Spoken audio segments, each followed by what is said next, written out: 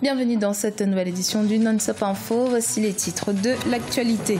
1400 candidats en lice pour les élections législatives au Congo. Parmi eux, Juste Désiré Mondélé du club 2002 PUR, un parti de la majorité présidentielle.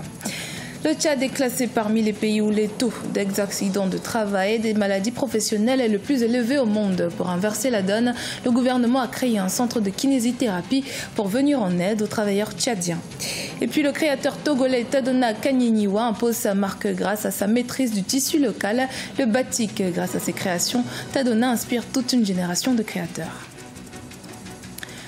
Mais tout d'abord, la campagne électorale en vue des élections législatives sénégalaises a débuté ce dimanche 9 juillet à minuit. 165 sièges sont à pourvoir pour un nombre de candidats record. En effet, il existe plus de 40 listes au niveau national. Une campagne qui s'annonce inédite puisqu'elle devrait être marquée par le retour de l'ancien président Abdoulaye Wade, tête de liste nationale d'une partie de l'opposition. Un autre candidat de l'opposition, le maire de Dakar, Khalifa Sall, fera lui probablement campagne en prison.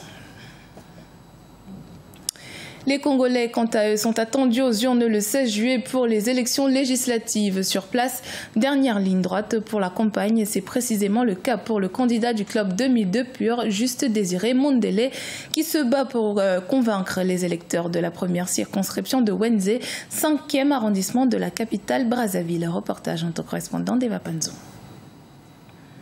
Après 2 échecs aux législatives de 2007 et 2012, Juste Désiré Mondélé a pensé que cette fois-ci est la bonne. Le candidat du parti, le Club 2002, parti de l'Unité et la République dans la première circonscription du 5e arrondissement Wenzé, a sollicité l'adhésion de la population à son projet au cours d'un rassemblement populaire ce samedi 8 juillet 2017 à Brazzaville. Et nous sommes allés à la rencontre de tous les habitants du quartier 51, 54 et 59, ça se passe très bien. On échange, on partage notre vision et nous souhaitons vraiment à ce qu'il règne la paix, que la paix continue à régner dans notre arrondissement. Mais je pense qu'on va gagner parce que le peuple vient de faire une démonstration de force et on a confiance. Fils du 5e arrondissement de Brazzaville, Wenzé, Juste Désiré Mondélé attend de la population une prise de conscience, le courage et le discernement pour un choix responsable et utile pour la renaissance de Wenzé. Dans les quartiers 51, 54 et 59, le peuple l'a choisi. C'est le candidat qui a porté le fardeau de Wenzé et que tout le monde appelle Moïse, qui vient libérer Wenzé, reconstruire Wenzé, pour ne pas dire bâtir Wenzé. Nous ne voterons que lui. Nous allons le propulser parce qu'il est notre unique choix afin qu'il reconstruise Wenzé, nos avenues et nos maisons. L'actuel conseiller spécial du président de la République, chef de son service politique, est aussi le secrétaire général du club 2002 PUR. Affilié à la majorité présidentielle, ce parti dispose d'un conseil national de 405 membres. Il a été créé en 2002 par Guy César Wilfried Nguesso. Dans l'actualité également, l'ANC, le parti au pouvoir sud-africain, a ouvert une enquête sur des allégations de faux membres au sein de ses rangs. L'enquête se déroule dans plusieurs provinces, accusées d'avoir gonflé le nombre d'adhérents au mouvement. Une pratique relativement commune, sauf que dans 6 mois, l'ANC doit élire le successeur du président Jacob Zuma, son leader, et que le nombre d'adhérents par province sera décisif. Les autorités tchadiennes viennent de mettre sur pied un centre de kinésithérapie. Il s'adresse aux personnes ayant développé une maladie ou un accident dans le cadre professionnel. Objectif, restaurer leur capacité fonctionnelle et les accompagner dans leur guérison. Reportage notre correspondant Mohamed Ramadan, commenté par Ibrahima Djoumaba.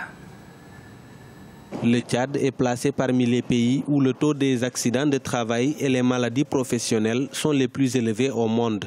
Pour l'année 2016, environ 450 cas d'accidents de travail ont été déclarés à la Caisse nationale de prévoyance sociale. Avec la création du centre de kinésithérapie pour la prévention des maladies professionnelles et la rééducation fonctionnelle, le pays fait un grand pas vers la prise en charge médicale spécialisée. La kinésithérapie, c'est une spécialité paramédicale qui a une visée préventive ou thérapeutique, curative. Tout ce qui est renforcement musculaire, des mouvements apaisants comme des massages ou des étirements ou pour empêcher les raideurs sont présents avec nous. Par jour, on peut programmer 20 patients externes. Donc on a une équipe de 5 kinésithérapeutes. Chacun peut traiter jusqu'à 10 patients par jour externes, sans compter les patients qui sont hospitalisés. Les organisations syndicales du secteur public comme du privé ont salué la création du centre de kinésithérapie au profit des nécessiteux. Mais, selon les spécialistes, les patients viennent tardivement pour les consultations, ce qui rend difficile parfois la prise en charge médicale. Ces pathologies qui sont fréquentes, il faut retenir qu'il y a aussi le glaucome. C'est une maladie qui crée beaucoup de dommages au sein de nos populations. Le plus souvent, les patients arrivent à une phase tardive, c'est quand ils ne voient pas. Alors que cette maladie, quand elle rend la personne, elle fait que la personne ne voit pas et que la personne vient en consultation, c'est qu'il n'y a plus rien à faire, il n'y a plus possibilité de récupérer la vue. Donc ce que nous conseillons à nos populations, c'est de pouvoir faire au moins une consultation ophtalmologique au moins une fois par an. Pour rappel, le centre de kinésithérapie de la Renaissance est l'unique du pays qui s'occupe de la rééducation fonctionnelle des patients. Il accueille en moyenne près de 60 malades par jour. Des centaines de stylistes arrivent chaque année dans un monde où la concurrence est rude et les rivalités se jouent notamment autour des tissus utilisés à l'instar du pagne batik. Le créateur togolais Tadona Kaniniwa en a été l'un des précurseurs. Reportage de notre correspondante au Togo, Mefa Kofi.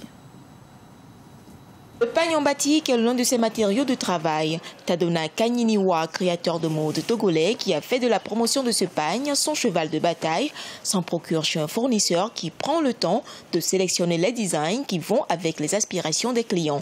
Un pagne lui est vendu entre 2000 et 3000 francs CFA. Il vient habituellement et il expose sa pensée. Notre patron essaie d'échanger avec lui, afin de voir ce qui est le nécessaire de ce qu'il peut présenter sur le marché et que l'on puisse vite acheter cela. Pour la commande du jour, Tadona s'est rendu dans son atelier avec une dizaine de pagnes en batik pour confection.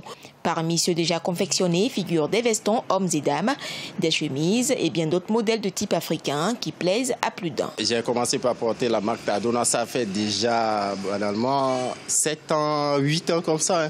Il utilise les tissus traditionnels de chez nous, c'est des tissus fabriqués ici au Togo. Ma vision d'abord c'est de faire de la marque Tadona un modèle en Afrique et dans la sous-région. Tadona, nous avons comme objectif de valoriser le pagne africain, c'est-à-dire le batik, que nous travaillons et que nos clients adorent d'ailleurs. En dehors du batik, nous comptons ouvrir une grande école dans la sous-région pour inculquer notre savoir-faire à la jeunesse africaine. Avec 16 ans de carrière dans la mode, Tadona Kaniniwa est sur presque tous les festivals de mode au Togo et dans la sous-région notamment, la Nuit des Pagnes à Cotonou et Lomé Fashion Week. Selon l'artiste, 65% de ses commandes viennent de la diaspora. En 2009, il obtient un prix de distinction honorifique au Festival scientifique et culturel des clubs UNESCO d'Afrique de l'Ouest. Ce journal a été réalisé par l'ensemble de la rédaction. Merci de votre fidélité. Dans un instant, une nouvelle édition de l'actualité sur Africa 24.